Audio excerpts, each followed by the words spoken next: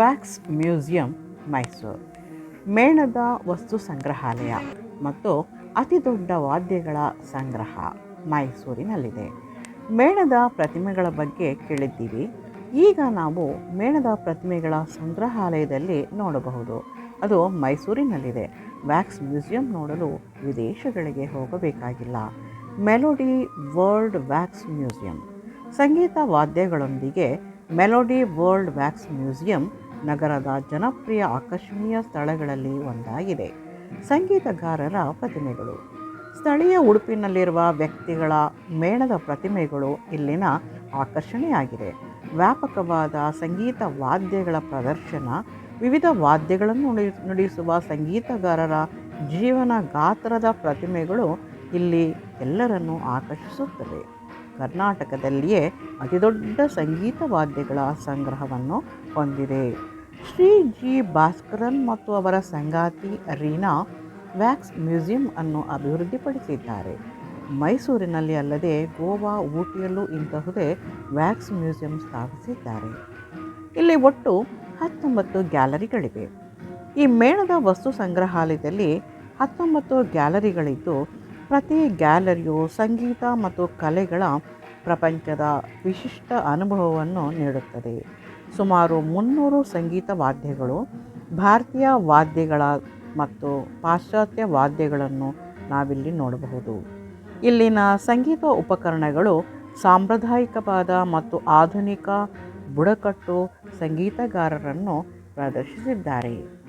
ಮೈಸೂರು ಮಹಾರಾಜರ ಅರಮನೆಯಿಂದ 3 ಕಿಲೋಮೀಟರ್ ದೂರದಲ್ಲಿದೆ ಈ ಮ್ಯೂಸಿಯಂ. ಬಹಳ ಸುಲಭವಾಗಿ ಭೇಟಿ ನೀಡಬಹುದು. 110 ಜೀವಗಾತ್ರದ ಮೇಣದ ಪ್ರತಿಮೆಗಳು ಇಲ್ಲಿವೆ. ಮೇಣದ ಪ್ರತಿಮೆಗಳನ್ನು ಮತ್ತು ಸಂಗೀತ ಉಪಕರಣಗಳು, ಬ್ಯಾಂಡ್ಗಳು ವಿಭಿನ್ನ ಸೆಟ್ಟಿಂಗ್ಗಳ ಹಂತದಲ್ಲಿ ಜೋಡಿಸಲಾಗಿದೆ. ಭಾರತದ ಶಾಸ್ತ್ರೀಯ ಸಂಗೀತಗಳಾದ ಹಿಂದೂಸ್ತಾನಿ, ಕರ್ನಾಟಕ, ಪಂಜಾಬಿ, ಬಂಗ್ರಾ, ಮಧ್ಯಪ್ರಾಚ್ಯ, ಚೈನೀಸ್ ಬುಡಕಟ್ಟು, ಝಾರ್, ಹಿಪ್ ಹಾಪ್, ರಾಕ್ ಇತ್ಯಾದಿ ಶೈಲಿಗಳನ್ನು ಕಾಣಬಹುದು. ಮೈಸೂರು ಮಹಾರಾಜರಾದ ನಾಲ್ವಡಿ ಕೃಷ್ಣರಾಜ ಒಡೆಯರ್ ಅವರ ಪ್ರತಿಮೆ ಇಲ್ಲಿನ ಪ್ರಮುಖ ಆಕರ್ಷಣೆಯಾಗಿದೆ. ಒಂದು ಮೇಣದ ಪ್ರತಿಮೆ ತಯಾರಿಸಲು 50 kg ಮೇಣ ಬಳಸಲಾಗುತ್ತದೆ. ಪ್ರತಿಮೆಯ ಬಟ್ಟೆ, ಆಭರಣಗಳು ಮೇಣದ ಪ್ರತಿಮೆಗೆ ತಕ್ಕಂತೆ ವಿಶೇಷವಾಗಿ ಬಟ್ಟೆ, ಆಭರಣಗಳನ್ನು ತಯಾರಿಸಲಾಗುತ್ತದೆ.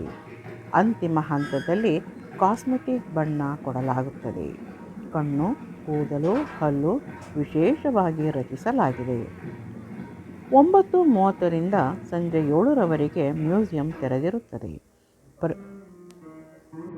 ಪ್ರತಿ ವ್ಯಕ್ತಿಗೆ 30 ರೂಪಾಯಿ ಪ್ರವೇಶ ದರ. ಕ್ಯಾಮರಾಕ್ಕೆ ಪ್ರತ್ಯೇಕವಾದ ಶುಲ್ಕವನ್ನು ನೀಡಬೇಕು. ಸಂಪರ್ಕ ಸಾಧನಗಳಾದಂಥ ಬಸ್ಸು, ಆಟೋ, ಟ್ಯಾಕ್ಸಿ ಮೂಲಕ ಇಲ್ಲಿಗೆ ಸುಲಭವಾಗಿ ತಲುಪಬಹುದು. ಇಂಥದೇ ವ್ಯಾಕ್ಸ್ ಮ್ಯೂಸಿಯಂಗಳು ಲಂಡನ್ನಲ್ಲಿದೆ ಮತ್ತು ಆಸ್ಟ್ರೇಲಿಯಾದಲ್ಲೂ ಕೂಡ ಇಲ್ಲಿದೆ. ಆಸ್ಟ್ರೇಲಿಯಾದಲ್ಲಿ ಮೇಡಮ್ ಟುಸ್ಸಾಡ್ಸ್ ವ್ಯಾಕ್ಸ್ ಮ್ಯೂಸಿಯಂ ಎನ್ನುವ ಹೆಸರಿನಿಂದ ಇಲ್ಲಿ ವ್ಯಾಕ್ಸ್ ಮ್ಯೂಸಿಯಂ ಸ್ಥಾಪಿಸಲ್ಪಟ್ಟಿದೆ. ವ್ಯಾಕ್ಸ್ ಮ್ಯೂಸಿಯಂ ಡಾರ್ಲಿಂಗ್ ಹಾರ್ಬರ್ನಲ್ಲಿದೆ. ಇದರ ಕೆಲವು ಚಿತ್ರಗಳನ್ನು ಕೂಡ ಇಲ್ಲಿ ನೋಡಬಹುದು. ಇಲ್ಲಿ ನಾವೀಗ ಬೇರೆ ಬೇರೆ ವಾದ್ಯಗೋಷ್ಠಿಗಳ ಒಂದು ಸಂಗೀತ ನುಡಿಸುತ್ತಿರುವಂತಹ ಒಂದು ದೃಶ್ಯಾವಳಿಗಳನ್ನು ನೋಡ್ತಾ ಹೋಗ್ತಾ ಇದ್ದೀವಿ. ಮತ್ತು ಇಲ್ಲಿ ಬೇರೆ ಬೇರೆ ಬುಡಕಟ್ಟುಗಳು, ಎಲ್ಲ ರೀತಿಯ ಒಂದು ಮೇಣದ ಶಿಲ್ಪಗಳನ್ನು ನಾವಿಲ್ಲಿ ನೋಡಬಹುದು. ಬೇರೆ ಬೇರೆ ವಾದ್ಯಗೋಷ್ಠಿಗಳು, ಬೇರೆ ಬೇರೆ ವಾದ್ಯಗಳು ಇವುಗಳನ್ನು ನುಡಿಸುತ್ತಿರುವಂತಹ ಒಂದು ಚಿತ್ರ ನಮ್ಮ ಕಣ್ಮುಂದೆ ಇಲ್ಲಿ ಬರ್ತಾ ಹೋಗ್ತಾ ಇದೆ.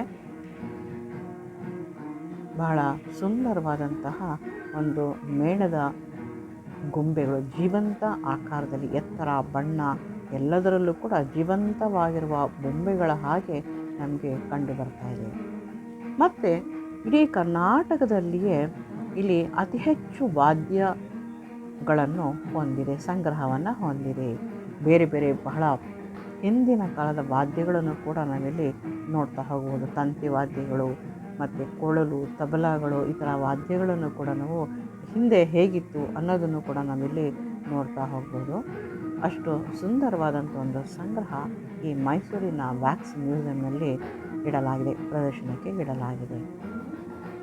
ಈ ಒಂದು ವಿಡಿಯೋ ನಿಮಗೆ ಇಷ್ಟ ಆಗಿದ್ದರೆ ಲೈಕ್ ಮಾಡಿ, ಸಬ್ಸ್ಕ್ರೈಬ್ ಮಾಡಿ.